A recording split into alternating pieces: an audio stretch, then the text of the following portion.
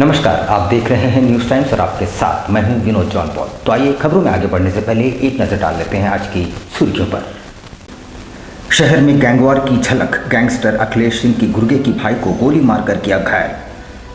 Packaged food item पर 5% GST के खिलाफ कारोबारी हुए गोलबंद। कदमा में टाटा स्टील कर्मी के घर का ताला तोड़कर 25,000 नकद व 10 लाख के गहनों की चोरी। पद्मश्री छुटनी महतो के जीवन पर बनेगी बायोपिक, तैयारियां शुरू। और 2 नदियों के उफान से गांव बना टापू, ग्रामीण इंतजार करने को हुए मजबूर। आइए खबरों को विस्तार से देख लेते हैं। शहर में आपराधिक घटनाएं भी बढ़ती जा रही है और एक बार फिर गैंगवॉर की स्थिति उत्पन्न हो गई है। बर्मामैन सिद्धू कानू बस्ती में गैंगस्टर अखिलेश सिंह के गुर्गे अनिल सिंह के छोटे भाई अमित को अज्ञात अपराधियों ने गोली मार दी। उसे गंभीर अवस्था में टाटा मुख्य अस्पताल में भर्ती कराया गया है। बर्मामैन थाना अंतर्गत सिद्धू कानू बस्ती में अखिलेश गैंग के सदस्य अनिल सिंह के भाई अमित सिंह को गोली मार दी गई।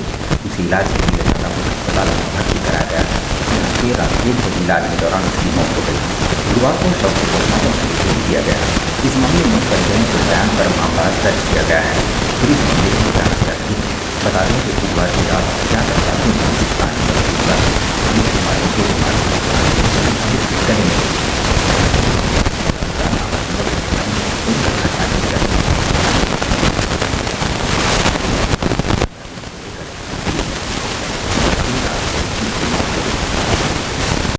देख रहे हैं कि मेरा भाई वहाँ पड़ा हुआ, उसको गोली लगा हुआ है। बस वहाँ से हम लोग वहाँ से उसको दौड़ते हुए टीएमएस लेके आए हैं। कहाँ पे गोली लगा था, कहाँ पे पड़ा हुआ था? कोई बीओसी एरिया के आसपास है, कोई जगह को जो बस्ती का नाम हमको नहीं पता, कोई बीओसी एरिया के पास है कोई जगह का, वहाँ पर। ये क्या करता था, ये कहाँ से आ रहा था, कुछ ऐसा जानकारी? कुछ ऐसा जानकारी नहीं है। जैसे मेरा मम्मी से हमको उतना मेरा मम्मी से जैसे मेरा बात हुआ, बोला शाम को ही निकला था 7 बजे। अच्छा, आपको पूरा जानकारी क्या मिला? हाँ, आपको पूरा जानकारी क्या मिला? हमको पूरा जानकारी यही है कि हम गए, मेरे को फ़ोन आया वहाँ से कि आपका भाई को गोली लगा हुआ है। तो हम लोग दौड़ के गए वहाँ पर, तो देख रहे मेरा भाई एकदम गंभीर हालत में पड़ा हुआ है। पैकेज्ड खाद्य पदार्थों पर केंद्र सरकार द्वारा 5% जीएसटी लगाए जाने के फैसले का अब व्यापारियों और कारोबारियों ने विरोध आरंभ कर दिया है। बैठक में चैम्बर ऑफ कॉमर्स के पदाधिकारी भी शामिल हुए। पैकेज्ड एवं लेबल खाद्य पदार्थों पर केंद्र सरकार के द्वारा लगाए जाने वाले 5% जीएसटी व्यापारी ने शुरू कर दिया। इसी विषय पर सुजी बाजार समिति स्थित मंडी परिसर में व्यापारियों की एक विशेष बैठक का आयोजन किया गया, जहां एक स्वर में सभी ने केंद्र सरकार के द्वारा लागू किए जाने वाले 5% जीएसटी का विरोध का बिगुल फूंका। जहां इस बैठक में व्यापारियों के साथ चैम्बर ऑफ कॉमर्स के प्रतिनिधि और कैट के प्रतिनिधि शामिल हुए। आपको बता दें कि जीएसटी काउंसिल लगाने की जिसे 18 जुलाई तक प्रावधान में लाया जाएगा। बैठक के दौरान व्यापारी ने 85% जीएसटी जनता पर आर्थिक बोझ मंत्राने इंस्पेक्टर राज को भगवा और महंगाई चरम पर जाने की बात कही। जो फूडग्रेन में नॉन ब्रांडेड फूडग्रेन में भी 5% जीएसटी लगाया जा रहा है केंद्र सरकार के द्वारा, उसी के लिए व्यापार मंडल का एक बैठक हुई है और ये पूरे राज्य स्तर पे बैठक की जाएगी, जिसमें हम लोग चाहते हैं कि जिस तरीक़ा से पहले खाद्यान्न में जीएसटी मुक्त था, अगर जीएसटी लगता है तो आप मान के चलिए कि महंगाई बढ़ेगी। शहर में चोरी की घटनाएं थमने का नाम नहीं ले रही है। कदमा बीएच एरिया के क्वार्टर में चोरों ने हाथ साफ कर दिया। महज 40 मिनट के अंतराल में चोरों ने 25,000 नकद समेत करीब 10 लाख के गहने चुरा लिए। कदमा थाना अंतर्गत नंबर 7 एरिया स्थित क्वार्टर नंबर 187 में चोरों ने हाथ साफ कर दिया। घटना के समय क्वार्टर निवासी असदुल्ला अपने बच्चों के लिए स्कूल गए थे। वापस आए का सामान बिखरा पड़ा है और चोरी हो गई। उन्होंने तत्काल असदुल्ला टाटा स्टील कर्मी घटना के संबंध में उन्होंने बताया कि वे अपने बच्चे को स्कूल से लाने गए थे। आधे घंटे के बाद जब वापस आए तो घर में चोरी हो गई।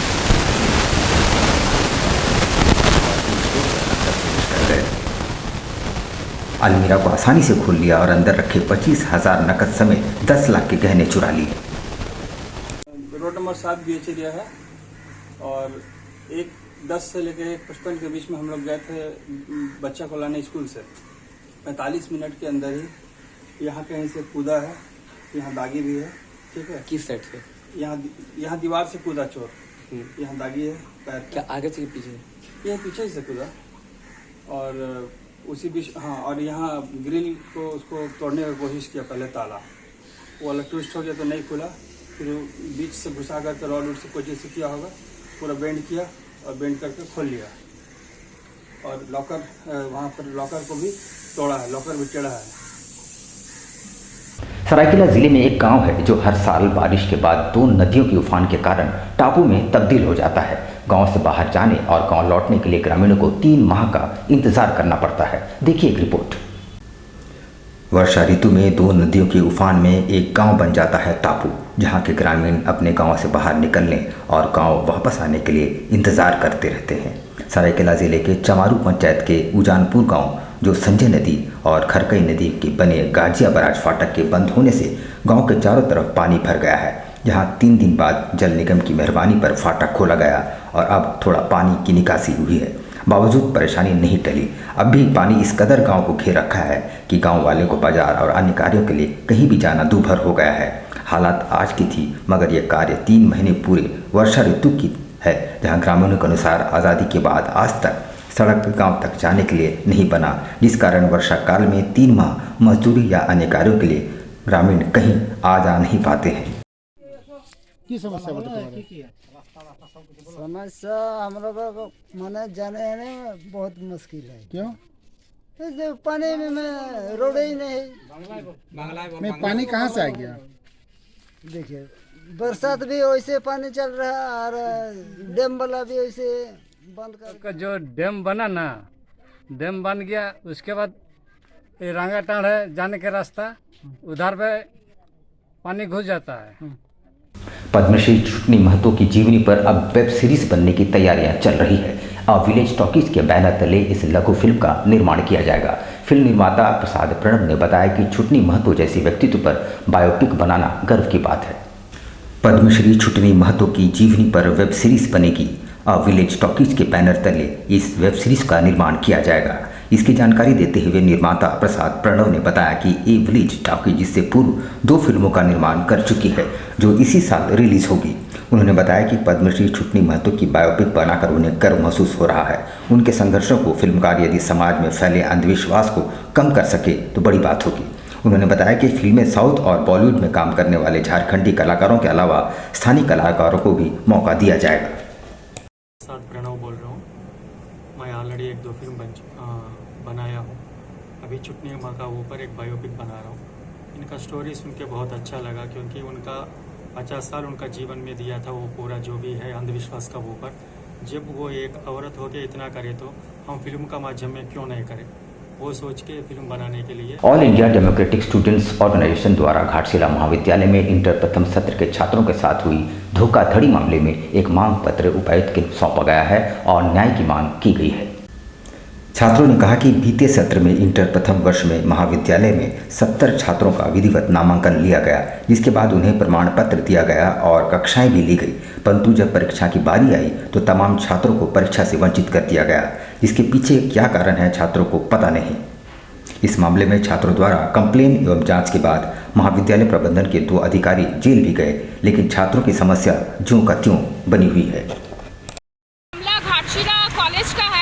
विगत 1.5 महीने से इन लोगों का आंदोलन चल रहा है। ये लोग लगातार जा रहे हैं प्राचार्य महोदय के पास, अनुमंडल पदाधिकारी के पास। ये मांग जो है इस चीज़ को लेकर के है कि 21-22 का जो सेशन था उसमें इंटरमीडिएट के जो विद्यार्थियों का नामांकन हुआ था वो पूरी तरीके से फर्जी हुआ था। मनरेगा के तहत एक बड़ा घोटाला सामने आया है। मामला बोड़ाम क्षेत्र का है, जहां तालाब खोदा ही नहीं गया पर उसके मद पर पैसों की निकासी कर ली गई, जिसकी शिकायत उपायुक्त से की गई है। भारत सरकार का सबसे महत्वपूर्ण योजना मनरेगा थे, जिससे 100 फीट बाई 100 फीट का तालाब निर्माण बोड़ाम प्रखंड के गड्डी पंचायत के पनियादा गांव में कार्तिक महतो के ज़मीन पर हुआ है। कुछ दिनों पूर्व ये हमारे पास आए और बताए कि मेरे ज़मीन पे तालाब निर्माण हुआ है, इस तरह का पैसा ब्लॉक के द्वारा निकासी किया गया है।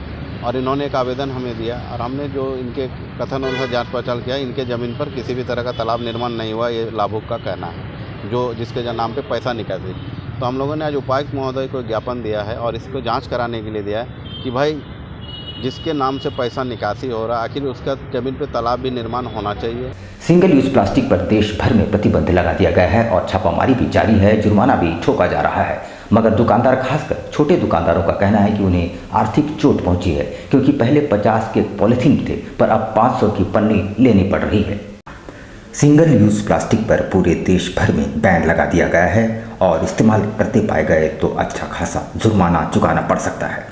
इधर इसका सबसे ज़्यादा असर छोटे दुकानदारों को पड़ा है, मसलन सब्जी बेचने वाले, चिकन स्टॉल वाले, फुटपाथी दुकानदार, क्योंकि पहले वे 50 रुपये में सिंगल यूज़ प्लास्टिक खरीदते थे जिसमें वे ग्राहकों को सामान देते थे, पर अब 500 रुपये की पन्नी खरीदने को मजबूर है। जाता था उसमें जाता था आराम से, मगर अभी बहुत दिक्कत हो रहा है। झोला में देने से, पत्ता में देने से पानी चूता है, बहुत सारा आदमी लेता नहीं है। मछली 70 रुपया होता था, अभी 500 रुपया लग। सब चीज़ बंद होना चाहिए सर, डिस्पोजल भी बंद होना चाहिए। थर्माकोल का प्लास्टिक बंद करिए, सब बंद करिए, बंद करके बहुत दिक्कत हो रहा है। क्या दिक्कत हो रहा है प्लास्टिक बंद होने से? प्लास्टिक बंद होने से बहुत दिक्कत है। प्लास्टिक की वजह से ग्राहक को हम लोग ले नहीं पा रहे हैं।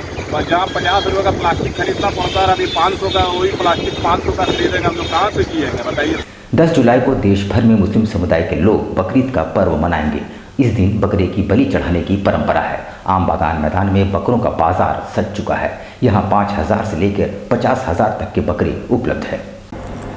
10 जुलाई को बकरीद का पर्व मनाया जाएगा। इस दिन बकरों की बलि चढ़ाने की परंपरा है। इसके लिए बकरों का बाजार सज चुका है। हर वर्ष अलग अलग राज्यों से बकरे बेचने वाले ऊंचे नस्लों के बकरे लेकर आते हैं। बाजार में 5000 से लेकर 1 लाख मूल्य के बकरे मौजूद हैं। लोग अपनी जेब के मुताबिक खरीदारी करते हैं। कुर्बानी के लिए खस्सी लेने आए हैं। कब है? पूरा जानवर है ये।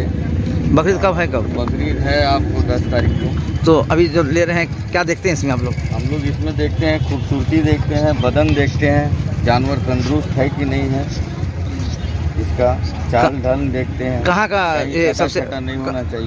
इसका खूबी है, ये घर का पाला हुआ जानवर है, ठीक है ना, और खूबसूरत है और अच्छा घर का मतलब। मजदूरों के हक और हकूक़ के लिए झारखंड श्रमिक संघ अपना 9वां अधिवेशन 15 जुलाई को मनाएगा। इसकी तैयारियां शुरू कर दी गई है। माइकल जॉन प्रेक्षागृह में होने वाले समारोह में झामुमो सुप्रीमो शिबू सोरेन भी शिरकत करेंगे। माइकल जॉन ऑडिटोरियम में 15 जुलाई को रखा है। कार्यक्रम में झामुमो सुप्रीमो शिबू सोरेन और कोल्हान के सभी मंत्री विधायक भी मौजूद रहेंगे, जिसके लिए झारखंड श्रमिक तैयारी में जुट गए हैं। श्रमिक संघ का कहना है कि कंपनियों के उत्पादन में कोई कमी नहीं है, फिर भी कंपनी मजदूरों को उनके हक अधिकार से वंचित रखती है और उनके ऊपर शोषण करती है, जिसको लेकर श्रमिक संघ महाधिवेशन में संगठित मजदूरों को संगठित करने की कोशिश करेंगे। यहाँ पर लेंगे हम छोटा सा ब्रेक, लेकिन आप कहीं जाइएगा नहीं, क्योंकि ब्रेक के बाद खबरों का दौर जारी रहेगा। तो आप बने रहिए हमारे साथ और देखते रहिए न्यूज़ टाइम्स।